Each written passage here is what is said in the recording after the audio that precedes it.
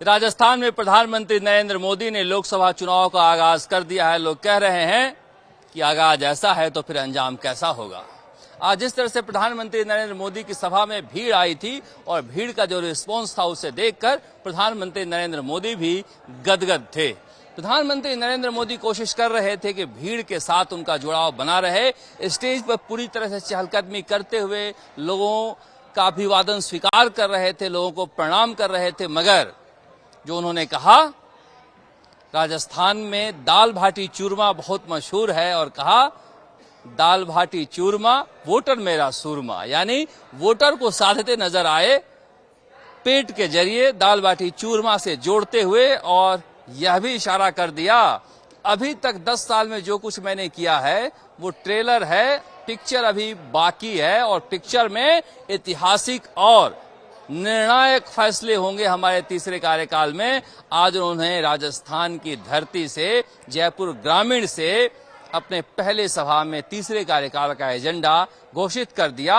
और राम मंदिर के मुद्दे को लेकर जिस तरह से लोगों में एक रिस्पांस रहा, बड़ी संख्या में लोग राम मंदिर, धारा 370 को लेकर, सीए को लेकर, 3 तलाक को लेकर उत्साहित नजर आए। और उसी तरह से प्रधानमंत्री नरेंद्र मोदी अपने भाषणों में विकास के काम को भी गिनाते हुए नजर आए कि किस तरह से इलेक्ट्रिफिकेशन किया, शौचालय बनाए, स्वाभिमान घर जीते, महिलाओं को बताया। एक तरह से कहा जा सकता है कि वो राजस्थान की जनता को साधते हुए नजर आए और विधानसभा चुनाव में जो मोदी की लहर थी उससे ज्यादा लोकसभा चुनाव में दिखाई दे रही थी। और वो ये भी बताने की कोशिश कर रहे थे कि ये चुनाव स्थानीय मुद्दों पर नहीं, ये देश के भविष्य का चुनाव है। इसे ध्यान में रखते हुए आप चुनाव में वोट डालने जाना। गर्मी बहुत है, बार बार कह रहे थे गर्मी बढ़ेगी, मगर इस गर्मी में आप लोगों को घर से निकलना है और देश के लिए निकलना है, ये समझाना वो नहीं भूल रहे थे। तो इस तरह से वो जयपुर ग्रामीण से शुरुआत की है, जहां पर कांग्रेस ने अनिल चोपड़ा, जाट समुदाय के एक यंग लड़के को यहां पर चुनाव लड़ाया है जो सचिन पायलट के करीबी हैं।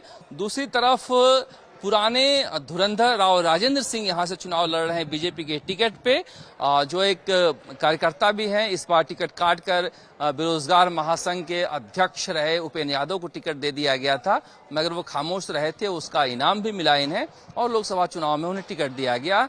राजपूत बनाम जाट के चुनाव से निकालते नजर आए और जातिवाद से ऊपर उठकर यहां पर ये सभा नजर आई कोटपुतली में। जिस तरह से बड़ी संख्या में गुजर हों, मीणा हों, जाट हों, राजपूत हों या बाकी ओबीसी जातियां हों, दलित हों, ये लेकर आए गए थे। एक दिखाने की कोशिश की गई थी कि कांग्रेस जिस तरह से जाति को मुद्दा बनाकर चुनाव में उतरना चाहती है, उससे इतर प्रधानमंत्री नरेंद्र मोदी विकास और राष्ट्रवाद के मुद्दे पर चुनाव में उतरना चाह रहे थे और उसी को लेकर यहां पर वो संदेश देने की कोशिश भी किए।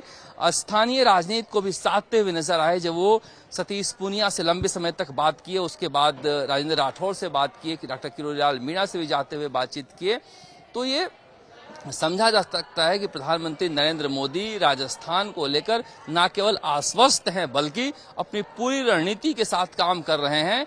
जिस तरह से कांग्रेस में एक भरोसा जगा है कि पूरे उत्तर भारत में राजस्थान एक ऐसी जगह है, एक ऐसा राज्य जहां से हम 3-4 सीटें जीत सकते हैं, उस भरोसे को प्रधानमंत्री नरेंद्र मोदी धराशायी करते हुए नजर आए अपने इस रैली में और ये बताते हुए नजर आ रहे, समझाते हुए नजर आए। और अच्छी बात थी कि जनता समझती हुई नजर आ रही थी कि आखिर प्रधानमंत्री नरेंद्र मोदी को क्यों चुना जाना चाहिए।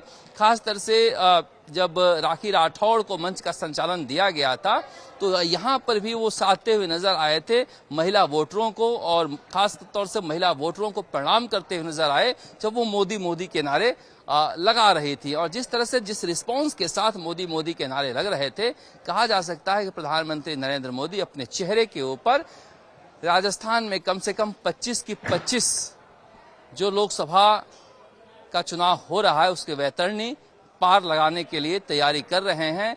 एक एक नेताओं से इस तरह फीडबैक ले रहे थे, उस फीडबैक के आधार पर कैसे आगे बढ़ना है ये भी देखने को मिला। और जब गुजरों के लोग देवता और जाटों के लोग देवता, चाहे देवनारायण जी हों या तेजा जी हों, उनके जयकारे लगा रहे थे और भीड़ जो रिस्पांस दे रही थी, यह भी समझना होगा कि प्रधानमंत्री नरेंद्र मोदी नब्ज को पहचानते हैं और उस गैलरी को प्ले करते हुए नजर आ रहे थे। अब जिस तरह से प्रधानमंत्री नरेंद्र मोदी की सभाएं आगे आगे बढ़ेंगी और क्या माहौल बनता है, तभी जाके समझ में आ पाएगा कि बीजेपी अपना हैट्रिक लगा पाती है नहीं लगा पाती है। मगर ये कहा जा सकता है कि आज का जो रिस्पॉन्स था रैली में प्रधानमंत्री नरेंद्र मोदी के लिए, वो बीजेपी का हौसला बढ़ाने वाला था।